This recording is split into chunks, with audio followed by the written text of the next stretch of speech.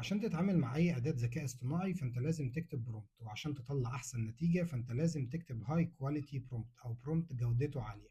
يعني إيه؟ يعني البرومبت يبقى فيه كل التفاصيل اللي الايجنت محتاجها عشان ينفذ المشروع بتاعك زي ما أنت عايزه بالظبط، ما يبقاش فيه غلطات كتير ولا هلوسة كتير. أنا هنا دايما في أنتي جرافيتي بحب أكتب البرومبت في فايل منفصل عشان أقدر أعدل عليه، ونصيحتي ليك إنك تاخد وقتك إنك تبني البرومبت بتاعك واحدة واحدة عشان تتأكد إن فيه كل التفاصيل اللي أنت محتاجها. في أكتر من نوع من البرومبتس، إحنا النهاردة هنتكلم عن الماستر برومبت. يعني لو جيت هنا في أنتي جرافيتي عملت الفايل اللي اسمه prompt.md وكتبت فيه الرول أو دور الايجنت في المشروع بتاعي هيبقى عامل إزاي. بعد كده قلت له الهدف اللي هو عايز يوصل له أو الابلكيشن أو الويب سايت اللي هو هيبنيه هيبقى عامل إزاي. بعد كده جيت قلت له الكونتنت أو المحتوى اللي أنت عايز تحطه في الابلكيشن بتاعي، وهنا جيت قلت له إن أنت لازم تقرأ البي ار دي أو البرودكت ريكوايرمنتس دوكيومنت اللي أنا كنت عملته في الفيديو اللي فات. بعد كده قلت له الدومين كونتنت، وهنا لو عندي اوريدي في دومين موجود فأنا بقول له إن إحنا هندبلوي الابلكيشن أو الويب سايت بتاعنا على الدومين دوت، فخلي كل اللينكات شغالة وظبط الاس اي او ميتا داتا عشان تتوافق مع الدومين بتاعي. بعد كده قلت له اليو اي واليو اكس بتاعي هيبقى عامل ازاي،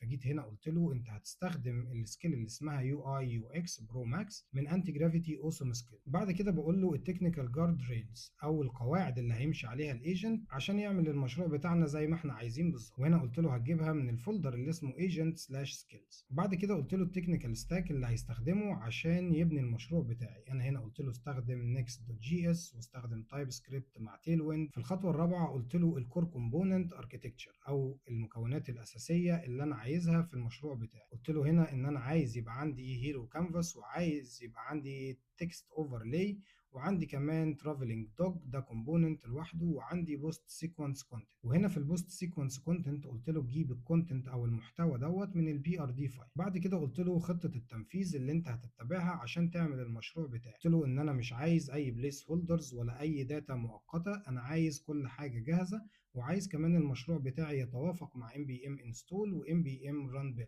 عشان بعد كده لما اجي على الايجنت وابتدي اتكلم معاه يبقى عارف بالظبط هو هيعمل ايه. فجيت هنا مثلا قلت له انك لازم تقرا البرومبت دوت ام دي والبي ار دي دوت ام دي فايلز اللي موجوده عندك في الروت دايركت. بعد كده قلت له التاسك بتاعتك او المهمه بتاعتك انك تنفذ الماستر برومبت دوت، انك ما تكتبش الكود كله مره واحده. اول خطوه اعمل لي بلان مفصله للكومبوننتس بتاعت السيستم. تاني خطوه استنى لما اوافق على الخطه اللي انت عملتها في الخطوه رقم واحد. تالت خطوه لما هابروف او اوافق على البلان ديت ابتدي بالكونفجريشنز بتاعت next.js وتيل ويند كونفجريشن. وبعد كده قلت له نفذ اول خطوه في الامبلمنتيشن بلان دلوقتي.